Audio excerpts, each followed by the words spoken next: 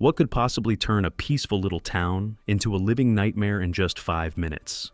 It started as a normal Sunday in Chippewa Falls, Wisconsin, a quiet community of small houses, friendly neighbors, and kids riding bikes under the pale spring sun. But on that April evening, something happened that would forever change the way the town looked at itself. A 10-year-old girl named Lily Peters had spent the afternoon at her aunt's house, just 4 blocks away from home. When the sun began to dip below the tree line, she waved goodbye, climbed on her purple bicycle, and started the short ride home she had made dozens of times before. It was supposed to be a 5-minute journey, one that every parent in that neighborhood had watched their own children take 100 times. But this time, Lily never arrived. When she didn't return by nightfall, her family's concern quickly turned into panic. Calls went out, lights flicked on across the neighborhood, and volunteers grabbed flashlights to search the streets. The local police joined in, combing the quiet roads and wooded paths that wind through the town.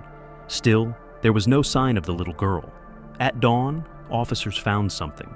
Lily's bike, lying on its side near the entrance of a narrow trail. The air was cold, heavy with dew, and for a brief moment, everyone hoped she might still be close. But that hope would be shattered just hours later, when searchers discovered what no one was prepared to find. In a town where people left their doors unlocked and neighbors greeted each other by name, the unthinkable had happened. A 10-year-old child had vanished within sight of home, and before the day was over, Chippewa Falls would learn that its innocence was gone forever. Sunday, April 24th, began like any other quiet afternoon in Chippewa Falls.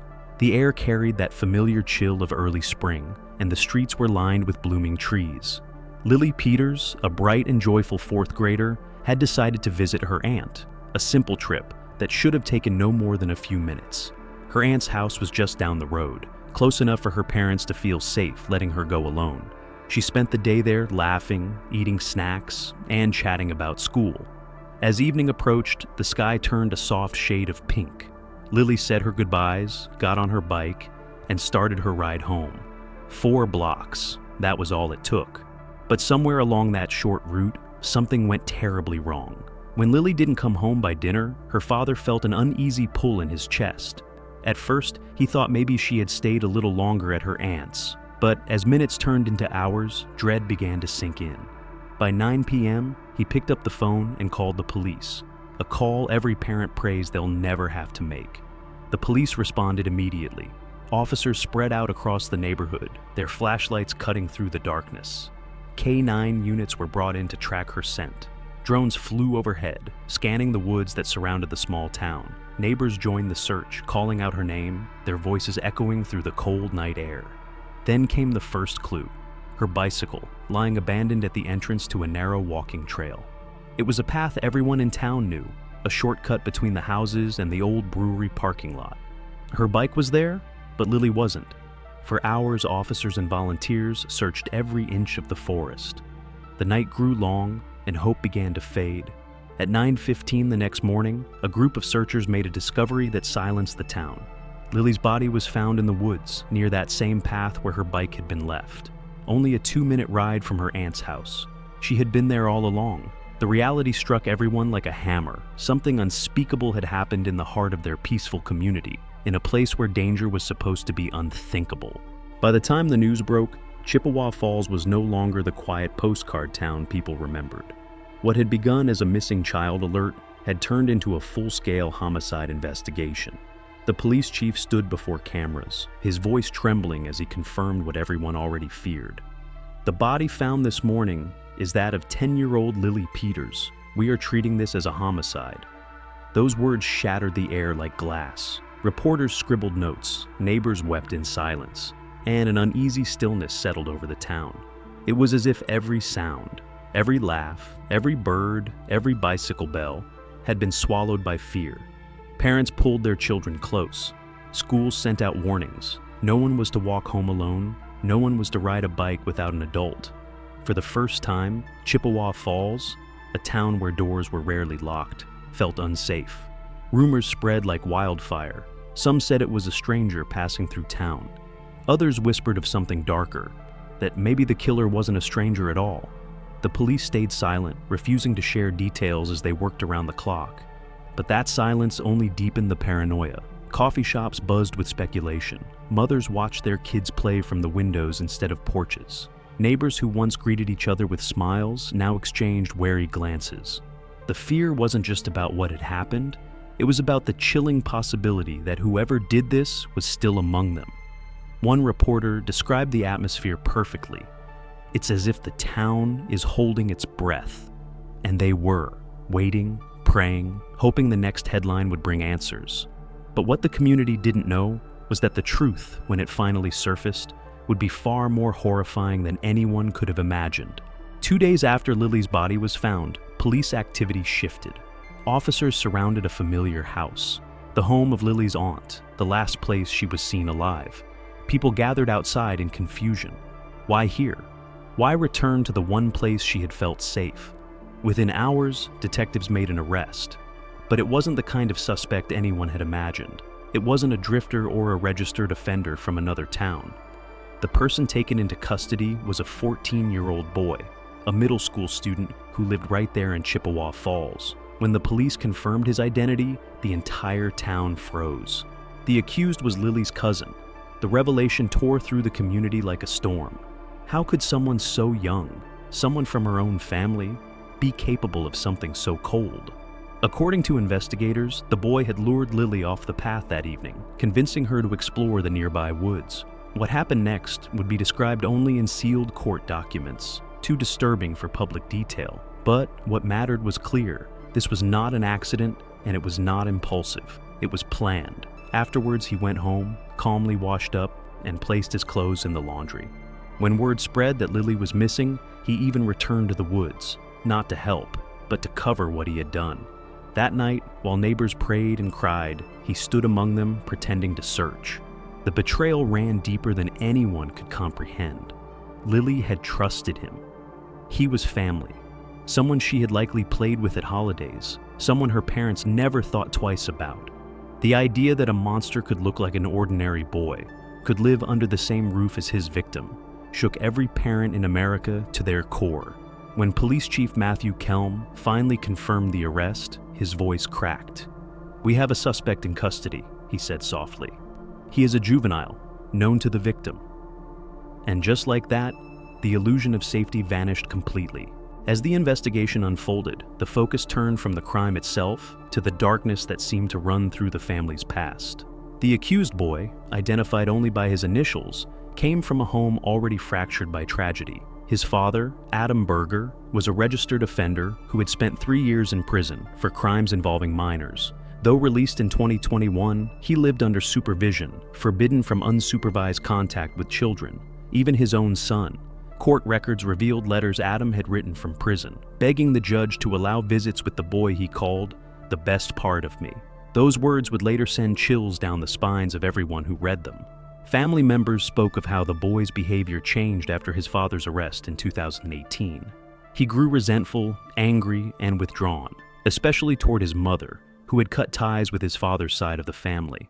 By the time Lily's murder occurred, that anger had hardened into something darker. Photos from years before showed a cheerful child with bright eyes and a shy smile. But in his recent mugshot, those same eyes looked hollow, like someone who had already crossed a line he could never return from. The family's dysfunction ran deep. The grandmother, caught between 2 children and 2 grandchildren, would later write a desperate letter to the judge. In it, she painted her grandson as a kind, misunderstood boy who had simply lost his way. To many, it felt like denial, the refusal to face the rot that had quietly spread through generations. Behind closed doors, investigators began to ask difficult questions. Was this evil born or made? Did the boy's exposure to his father's crimes and family turmoil shape what he became? Or had something much darker always been hiding inside him, waiting for the right moment to surface? In Chippewa Falls, these questions haunted everyone. Because if this could happen in a family like theirs, in a home like theirs, then maybe no one truly knew what evil looked like anymore. When the case finally reached the courthouse, the sense of disbelief still hadn't faded. How could a 14-year-old boy, just a child himself, commit something so deliberate, so cruel? The courtroom was silent as prosecutors laid out their charges: first-degree intentional homicide, along with 2 other counts connected to the crime. Each word echoed like a thunderclap. The defense moved quickly, arguing that the boy should be tried in juvenile court instead of as an adult. His lawyer claimed he was a confused young soul, someone who didn't fully understand the weight of his actions. But for the people of Chippewa Falls, and for Lily's grieving family, those words were almost unbearable to hear.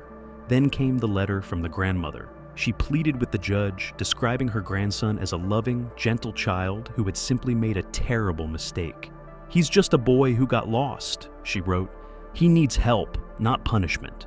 Many believed her letter came from pain, but others saw it as something darker, a refusal to accept the truth. How could anyone write about compassion for the killer when their own granddaughter was the victim? Public outrage grew. Comment sections and community boards overflowed with anger. "Lost?" one parent wrote. "A lost child doesn't plan a crime like this. A lost child doesn't pretend to comfort the family at a vigil after what he's done." The defense insisted that the boy could be rehabilitated, that his mind was still forming, that prison would destroy any chance of saving him, but the prosecution stood firm. What he did wasn't confusion, it was calculation. This was not the act of an impulsive child, but a premeditated crime carried out with chilling precision. The judge faced an impossible decision: justice or mercy, punishment or reform. And beyond the courtroom, a deeper question echoed in every home. When evil emerges in someone so young, who is truly to blame?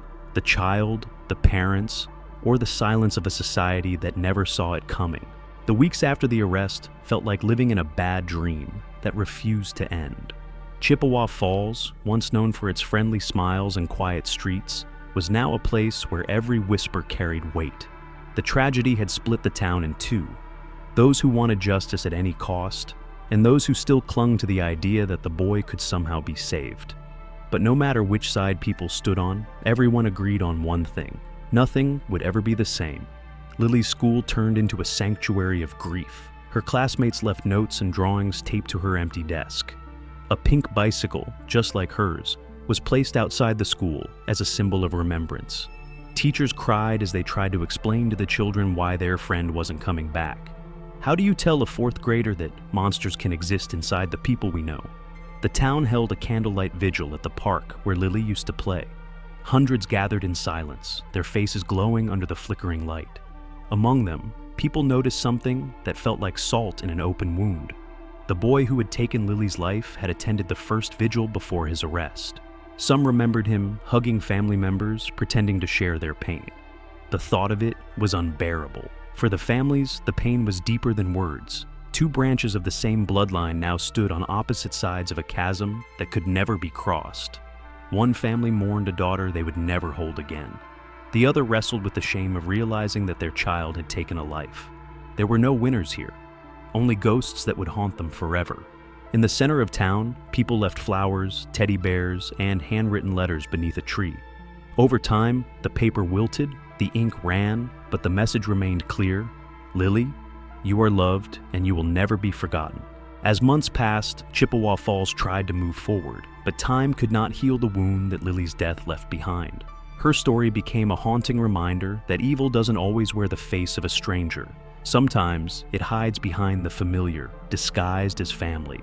The town built memorials, the school planted trees in her honor, and yet every parent who tucked their child into bed at night felt a quiet fear that hadn't existed before. The case still lingers in the courts, tangled in debates about justice, age, and responsibility. But for Lily's loved ones, no verdict will ever bring peace. The courtroom can decide where her cousin spends the rest of his life, but it cannot erase what he took away. The laughter of a child who loved riding her bike, drawing pictures, and watching the sunset from her backyard. Sometimes people light candles in front of her photograph. They whisper prayers, not just for her soul, but for every child who should have been safe and wasn't. Those moments are fragile, but they matter, because they remind everyone that behind every headline, behind every case number, there is a face, a family, and a story that deserves to be remembered with compassion. So, tonight, if you have children, hold them a little tighter. Tell them you love them, not because the world is always kind, but because love is the only light that pushes back against darkness. Lily's story is no longer just about tragedy. It's a warning, a lesson, and a call to protect innocence wherever it still exists. May her memory guide us toward empathy, vigilance, and the courage to see the signs we too often ignore. And wherever she is now, may she finally be free, safe, loved, and surrounded by light.